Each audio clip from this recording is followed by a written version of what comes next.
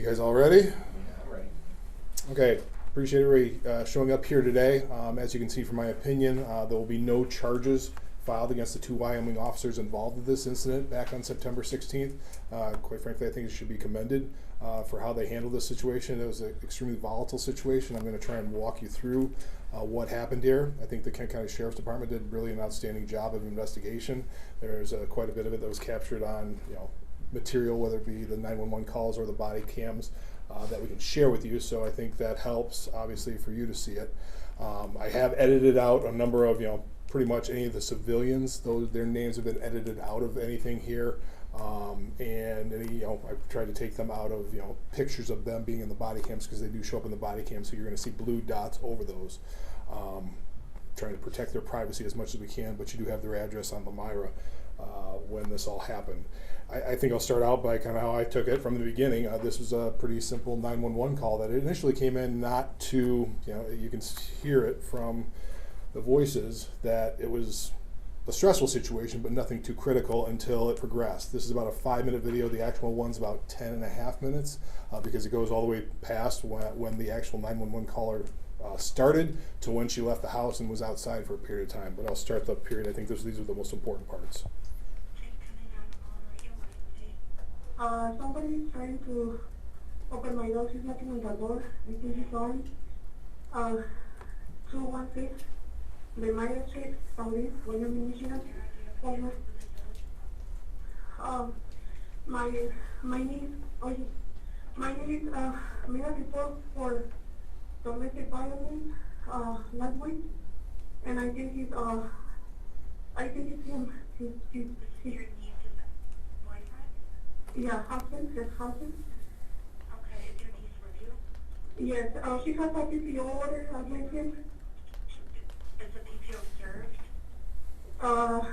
Yeah, we just got the papers today. She just got the papers today. Okay. And what is he with, like Hispanic Asian? Yeah, she's Hispanic. Okay, how old? About 34, 35. What is he wearing today? She has a hoodie, dark hoodie, blue jeans, and I think she has a cap. A black cap. And black hat? Cap, like a hat. Okay, what's his name? His name, he goes by Hernan, but his first name is Luis. Can you spell it for me?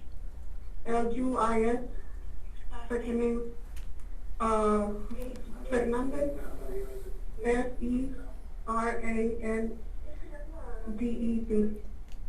That's S as in Sam, E-R-A, N as in Nora, D-E.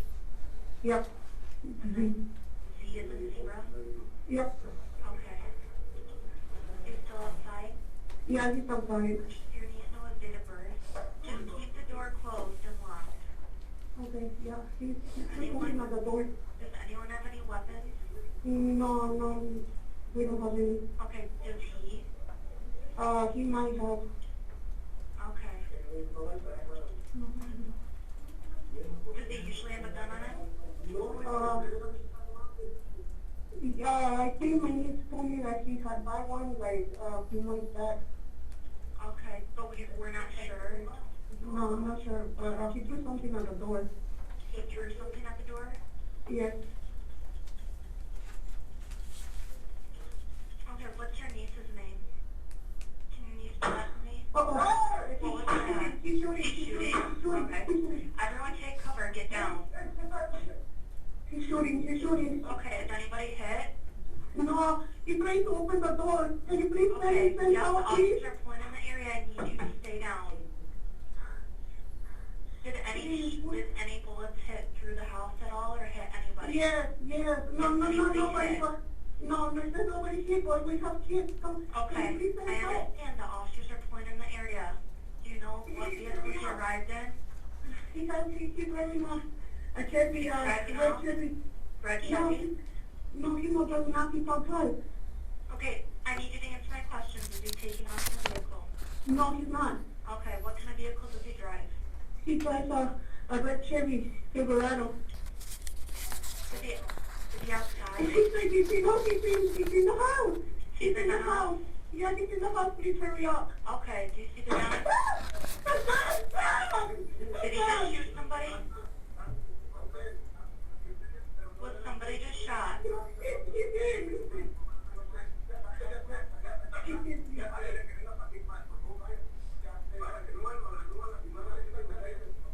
Ma'am, what's going on? He's in my room. Okay, was anybody shot once he entered the house? No, my husband is trying to call me back. Okay, Please. I understand, yep, doctors are coming in. But I Hurry up, por understand it's favor. Please, he has a gun. I understand he has a gun. Where is he at in the house? He's in the bathroom. In the bathroom? Did he take anyone in the bathroom with him? No, I think my niece. He took your niece into the bathroom? He's looking for my niece. Okay, Hurry up, please. I understand the officers are coming in. Hurry up. I need everybody to get out of the house. Yeah. Get out of the house. I need everybody to get out of the house, grab your kids and leave. What did you say? My kids are in the bedroom. Grab your kids, get out of the house. My kids are in the room.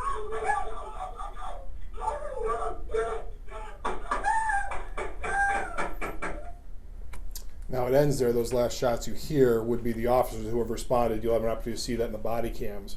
The individual who was at the house is Luis Sandoval. He had lived at that house. He had been actually, as you can hear, the 911 caller talk about, he had been married to the caller's niece who also lived at the house. You heard the 911 call talk about papers, PPO papers. The family had obtained PPO papers that day, just obtained them. They had not actually been filled out or served. So we don't know why he was there, quite frankly. He had been moved out of the house about a week prior. This is a Ring doorbell video, a screenshot from that, but he had been at the house a week before, living there, had moved out. He had been at his brother's house earlier that day. Why he was there, what drove him to be there, this was actually the second time he was there that night. He had shown up earlier, tried to use the door code, but they had changed the door code. And then he had left and then come back at approximately 1 in the morning. As you can see, I got the shot because clearly he's got a firearm. You heard that firearm. There's some photos as well. You can see the shots through the door. You'll see it on the video, but there's a circular kind of oval window that he kind of kicked out, shot out, that allowed him to gain access to open up the door, unlock the door, and enter through the front door at that point in time. He had been in the house. As you can see, there's about a dozen people. These are some still shots from the body cam. The body cam really doesn't show a whole lot. You're gonna see the officer's reactions, but these were some freeze frames where you can see him actually inside the house, and that wall, especially the one on the right you see it the best, is where he had actually went into. One of the individuals, not this one here, he had been looking for the niece. The niece he had actually hid in an upstairs bedroom, kid's bedroom. He had actually gone up there, and one of the individuals that runs out of the house, on the body cam you'll see with the 911 caller, lures him back downstairs because he was concerned about what he may do if he found her. And then this is about the time he comes around the corner, sees the police, and then ducks behind that wall. And that's when, essentially after the people flee, is when he comes around and points the firearm, that weapon you saw him with earlier, at the officers. The civilians are at that about time leaving the house, running out of the house in fear, and that's when the officers decided to fire. The first body cam here is Officer Bournes. Officer Bournes and Rotman are the two officers that are first on scene. This is his body cam. He was kind of in the lead during this. As I said, it's chaotic. You'll hear, unfortunately, there's a car alarm. There's a truck car alarm. We're not sure. We're assuming the defendant somehow activated the car alarm before in the house, but that goes on through the entire time of this incident. But you have to see, this is Officer Bournes' body cam. He's really the first officer and the one that fires the initial shots. And what did you say?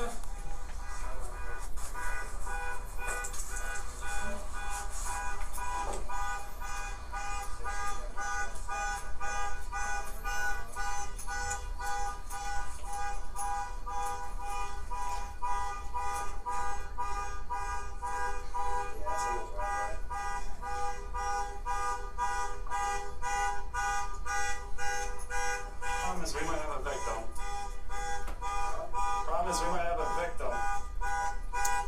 he's talking to dispatch. He's got an earpiece so you can't hear, so it's not just that's where you hear. There's a dispatch is relaying some of this information to him.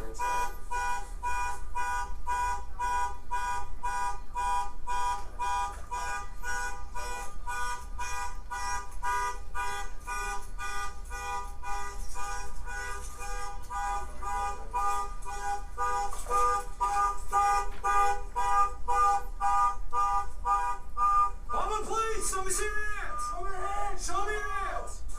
Show me your hands. Do it now. Walk outside. Walk outside. Take him in custody. Take him in custody.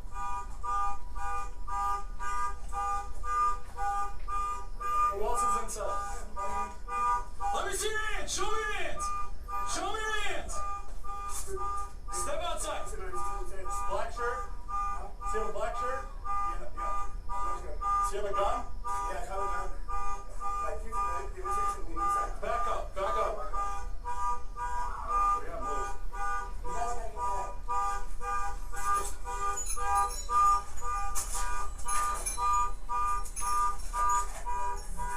So just back up. Walk outside. Walk outside. Outside. Outside. Move. Move. Good. Good. Good.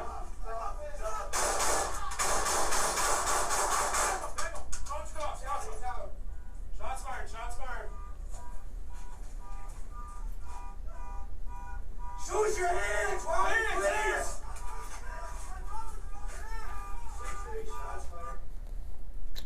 This next one will be Officer Rotman. I cut it down a little bit more, but he's the officer right behind him. Wyoming Police, let me see your hands. Show your hands, do it now! Show your hands, do it now! Hands, hands, hands!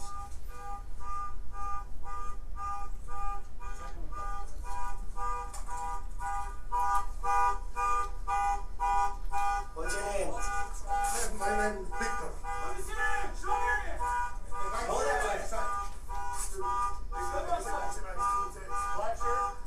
See a black shirt? See a gun? Yeah, coming on. Back up. Back up.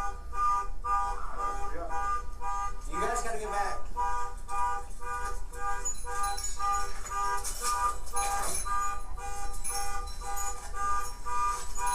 We got two people outside. Walk outside. Walk outside. Outside. Outside. Move.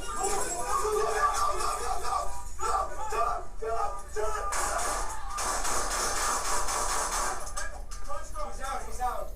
Shots fired. Shots fired. Shoot your hand. Yeah, I can pause it right there. Mr. Sandoval, I know that's a Halloween decoration. It kind of throws you off when you first watch it. That blue wall is actually the hallway door, or the hallway wall. If you go down that hallway, it's a very short hallway. There's a room. The 911 caller was in that room. That door had been kicked in. There's photos of the door had been destroyed. They entered that room. He was found behind that wall. Actually, the officers, there's two shots that actually struck him by the officers. One hit him, and I believe it was the left ear, went through the ear, kind of an entrance wound in the inside, exit wound, went through the neck. That was not fatal. There was another wound on his side, just below his rib cage. It did cause internal injuries. The ME said that was not fatal. Essentially, what killed Mr. Sandoval there was a self-inflicted gunshot wound to the head. There's a clear gunshot wound to the head over above his ear, and there's soot in the wound. The ME said that's clearly a self-inflicted gunshot wound, and he was dead on the stairs. It took them quite a bit to evacuate the house. They didn't approach because they saw him with the gun. They didn't know his condition at that point in time, and they still had a number of civilians. There were a number of kids still upstairs that actually had to walk down through the scene and kind of over Mr. Sandoval. So like I said, they had reasonable cause. This, when you're looking at self-defense, defense of others, both of these apply here. They have reasonable to believe the violent way he had acted leading up to that. As he comes around the corner, both officers indicate he's clearly pointing the gun towards them, whether it be when they're at the door or even Officer Rotman, when he's outside, sees the gun out towards the window. They don't have to wait for him to fire. From the investigation, it does not appear that he actually fired at the officers. There's 3 casings outside that indicate he clearly did fire into the house through that door at some point in time, and there's a single casing that was used to kill himself located in that hallway. So he didn't actually fire at the officers, but that's not required by the law. They just have to have a reasonable belief that they're in a danger of death or great bodily harm, whether they themselves or even the civilians, because as you see, those civilians are running out of the house at almost the exact same time when you hear gun, gun, gun, and they fire those shots. So I think they acted appropriately and should be commended for how they responded, because clearly it's a chaotic scene with a very violent individual. To some extent, this is Domestic Violence Awareness Month, and this is an example of how domestic violences can go bad. I don't know. We don't know what the intent was of Mr. Sandoval when he arrived there, but clearly he had a gun out and did a lot to break into a house and was looking for his niece. Everybody says he's looking at his niece. He put a gun to one of the residents, trying to get them to tell where his niece was. So you kind of surmise from that he did not have good intentions if he would have found her. And who knows what would have happened to the rest of the individuals in that home had the police not arrived and acted in the way they did. So that's why there are no criminal charges that will be filed against these officers, because I think they acted appropriately given all the facts and circumstances as they knew at the time when they entered that home. So that's my summation. Obviously, you'll have those on the flash drives. You can exactly as they appeared here. Open for any questions as well. Was the niece in the home? Pardon? She was hiding upstairs. She went in the closet upstairs and was hiding in a child's closet upstairs when he entered the home. And that one of the 911, you couldn't see him. I actually kind of took him out, but one of the 911 caller, her daughter, and then there's a male that left the house. He was the one that lured Mr. Sandoval downstairs to kind of get him away, because obviously they were concerned of what happened. So Mr. Sandoval, he was hit 3 times, but none of those were fatal. It was the Two. He was hit by the twice. officers twice, and then the third shot was his own self-inflicted gunshot wound. Do we know why he had a PPO? There was some domestic violence. There's concerns of domestic violence prior, but there was the PPO was never. They got the paperwork to get one, but it was never served. They had just, when they hear on the 911 call, there's papers.